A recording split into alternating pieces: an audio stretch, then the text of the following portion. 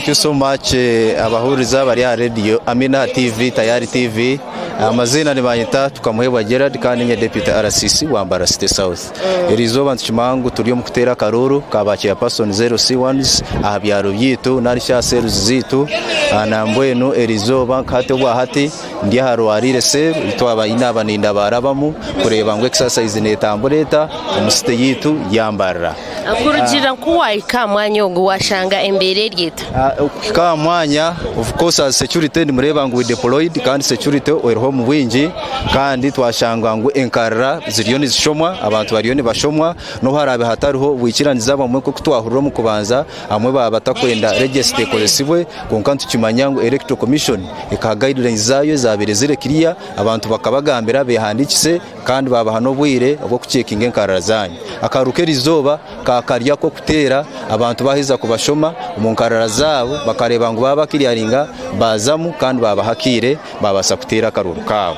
nambwe na hati ncio ni mureba ngwesha hano buziraziyo nizitambura konka bakiriyo ni bashoma babase kwendera abantu barebe ngo akarukabo bakatera ekindi kumanya ngo process right now security wise umwanya nindeba ngurikam electoral commission iriyo ne korogwayo kandi haba honko kunani impurangwa bamwe tibaruho tibwa kuza kwemerera ninjiro buno bugabe bwabo umuntu nabasa kureba karuru arebe ngo maybe kaza kumusinga arugeho ninga ine byamuteganisa but as far as we see itwenka security umurimo guriyo ni gutambaraje ni kugenda mu misho kandi tutekateka mwerizo cya pastor LC1 warwarire seru 1 nibaza kumutorana kandi ashube aze aha nominating executive yeye abase ku nominating ba executive abantu mukaga abo kubantu kimanya abandi bana uride bakatoranwa ba youth wa women w'abacyara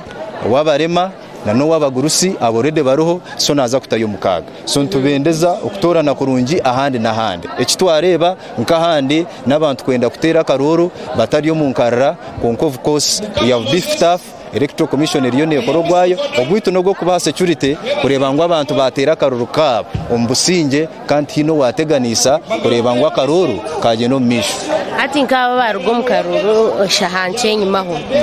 tubaruga mukonka bakwata umuhanda baruga haha iba kutera karuru bona muza kuba considering abagumize mu babatera bururu ninga that is not our part because as far as I know process yo kutera karuru area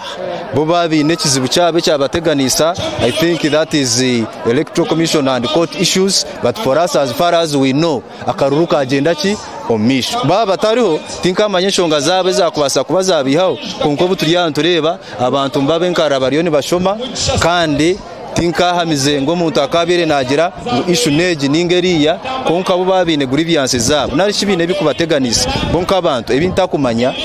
bo no bugabe bwabo konke kindi kumangwa akaruka ryo ngakora ki ukaza kugenda omisho kandi abantu nibaza kutera ki akaruru bambagira ngo habamo bushuma hari abantu abarino bataho mukande batari bicareki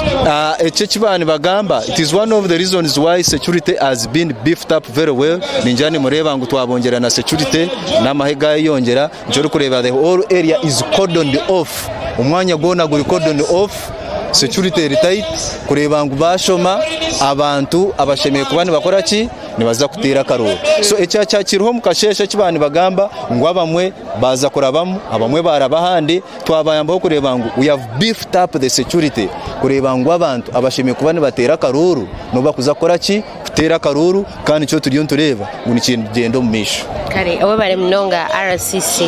abo bare mnonga owagumana tureba kandi ukatukuratira ebito abantu ganira kanyenda kumayisangu obururu werizoba no bwabakuru bentebe iyo kubanza omuganda yona tano ngo muri Mbarara City konka kiyongenda omisho omuri Uganda yona tuzagumiza muntu kumanyisa ebiro mugendo omisho omyanya yanyu otaruga ahatayari West TV ni Susan alino mukisa muri Mbarara.